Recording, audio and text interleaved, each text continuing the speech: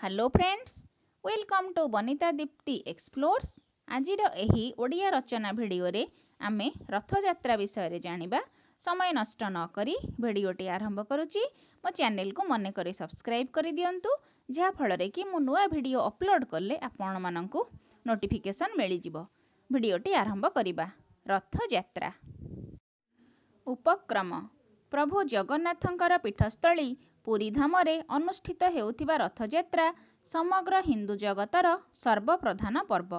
एही रथयात्रार अनुकरण रे उत्कलर केतेक प्रधान प्रधान देवपीठरे रथयात्रा अनुष्ठित हुए। समाजर धर्माध्यक्षगण धर्ममत ओ धर्मनीति गुड़िकु अधिक लोकप्रिय करिबा पई एही सबु यात्रा ओ मेलनर प्रचलन करिथिले। यात्रा पद्धति। प्रतिवर्ष आषाढ़ मास शुक्लपक्ष द्वितीया तिथि रे श्रीक्षेत्र रे रथयात्रा अनुष्ठित हुए। उक्त दिवस रे जगन्नाथ बलभद्र सुभद्रा बड़ देउलरू बाहारी यथा विधि रे पहंडी विजे करी तीनोटी स्वतंत्र रथरे समासीन हुअंती। एही कार्य बड़ देउलर सेवक दैतापति मानक द्वारा साधित होइथाए। सेमाने एही तीनी मूर्ति को रथ उपरकू उत्तोलित करिनियंती। मूर्ति गुड़िकर विशालता ओ गरिष्ठता दृष्टि सेगुड़ी को गोटी गोटी करी वस्त्र बिछाई रखी रखी नेबाकू पड़े। एहाको पहंडी विजे कुहाजाए। जगन्नाथ नंदीघोष, बलभद्र तालध्वज, सुभद्रा देवी दलन बा दर्प दलन रथरे विजय करती। हरिद्रा वर्ण वस्त्र परिहित वर्तुलाकार चक्षु विशिष्ट महाबाहुंकर प्रभावशाली प्रतिमा दर्शन रे उपस्थित लक्ष लक्ष जनता जय जयकार करी उठंती। झांझ मृदंग करताली शब्दरे आकाश प्रकंपित हुए। हरिबोल हुलहुली ध्वनि रे श्रीधाम उछुली पड़े। बृहदाकार रथ त्रୟରେ दीर्घ लंबित शक्त रज्जुमान द्वारा रथ टणा होइथाए। बड़ देउल ठारू प्राय 1.5 माइल दूर रे गुंडीचा मंडप अवस्थित।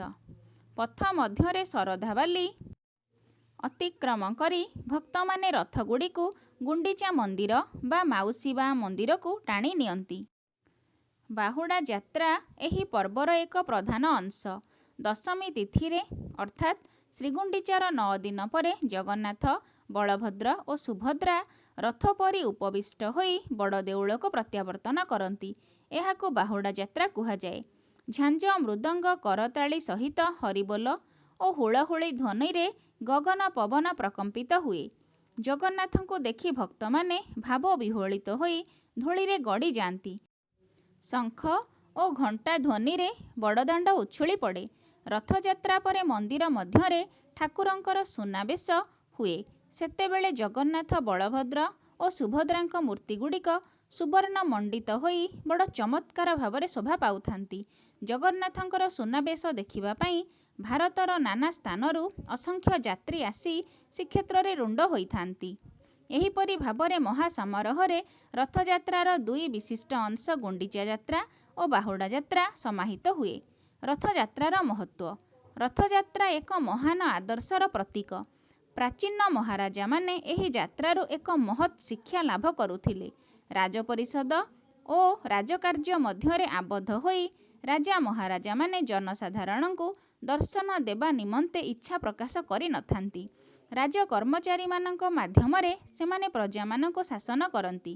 किंतु रथयात्रा सेमानंकु एही शिक्षा दिए जे सेमानंकर वर्षरे अंततः थरे हेले प्रजा मानक दर्शन देवा उचित एवं प्रजा मानक स्वचक्षुरे देखिबा उचित, जहा द्वारा राजा और प्रजा मध्यरे संपर्क निबिड़ हुए। तेणु कर्मचारी माने स्वार्थ प्रणोदित होई प्रजा मानकर अनिष्ट करिबा पई शंकित हुअंती। रथयात्रा कालीन अन्यान्य घटना। रथयात्रा कालरे ओडिशा सरकारंकर स्वास्थ्य विभाग और शांति रक्षा विभाग बड़ तत्पर होई उठंती। चोरी डकायती समाज विरोधी कार्यकलाप बंद करिबा लगी जनगहली मध्यरे निरुद्दिष्ट शिशु मानक खोजी बाहर करिबा पई सरकारंकर पुलिस विभाग मन प्राण दे लागी पड़ती। रथयात्रार विवरणी चतुर्दिग को प्रेरण करिबा निमित्त भारतर बेतार विभाग दूरदर्शन विशेष व्यवस्था करिथांती।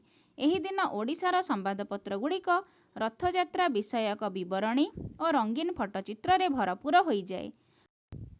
ଉତ୍ସାହ ଉନ୍ମାଦନାରେ ଶ୍ରୀଧାମଗାମୀ ଜନତା ଆତ୍ମହରା ହୋଇପଡ଼ନ୍ତି। ଉପସଂହାର: ବଡ଼ ଠାକୁର, ବଡ଼ ଦେଉଳ, ବଡ଼ ଦାଣ୍ଡକୁ ଧାରଣ କରିଥିବା ପୁରୀ ନଗରୀର ରଥଯାତ୍ରା ହେଉଛି ଏକ ବଡ଼ ପର୍ବ। ରଥଯାତ୍ରା ଓଡ଼ିଆ ଜାତିର ଏକ ପ୍ରଧାନ ପର୍ବ। ଏହି ଯାତ୍ରା ସମଗ୍ର ହିନ୍ଦୁ ଜଗତକୁ ପ୍ରଭାବିତ କରିପାରୁଥିବାରୁ ଓଡ଼ିଆ ଜାତି ଆଜି ଗର୍ବିତ। ଆଶା କରୁଛି ମୋର ଏ ଭିଡ଼ିଓଟି ଆପଣମାନଙ୍କୁ ଭଲ ଲାଗିବ। ଭଲ ଲାଗିଲେ ଲାଇକ୍, କମେଣ୍ଟ, ସେୟାର କରନ୍ତୁ। ଚ୍ୟାନେଲରେ ନୂଆ ଥିଲେ ଏହାକୁ ନିଶ୍ଚୟ ସବସ୍କ୍ରାଇବ୍ କରନ୍ତୁ। Thank you.